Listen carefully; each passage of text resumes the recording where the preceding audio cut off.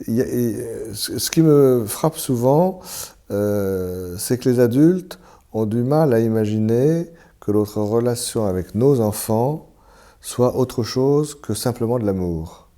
Je ne dis pas du tout qu'il n'y a pas d'amour envers nos enfants, évidemment, mais il n'y a aucune relation humaine qui soit purement de l'amour ou purement de la haine.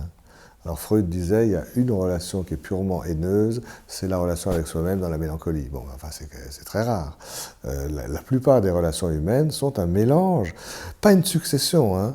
C'est ça qui est peut-être difficile à vraiment entendre, que l'amour se transforme le lendemain en haine, et puis le deuxième jour ça va mieux, ça c'est très banal. Ce qui n'est pas banal et plus difficile à admettre, c'est qu'au même moment, on peut ressentir un élan d'amour envers quelqu'un et un sentiment de haine en même temps. Mais c'est en même temps. L'ambivalence, c'est simultané. C'est simultané. Alors ça, c'est peut-être plus difficile à comprendre.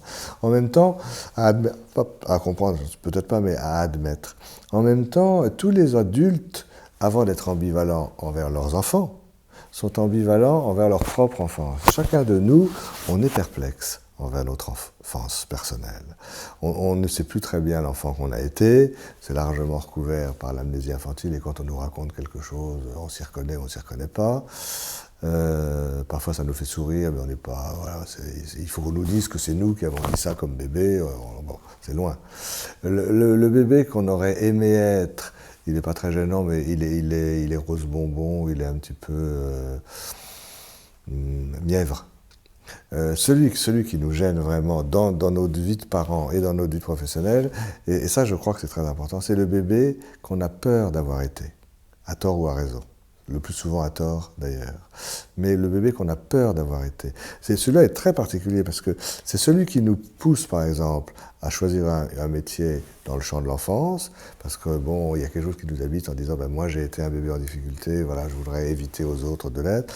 Et en même temps, c'est ce même bébé à la racine de nos vocations qui nous empêche de faire vraiment confiance au bébé dont on s'occupe. Parce que pour faire vraiment confiance au bébé dont on s'occupe, il faut être bien persuadé que le bébé a des ressources. Il peut trouver par lui-même ses solutions, les solutions à ses problèmes.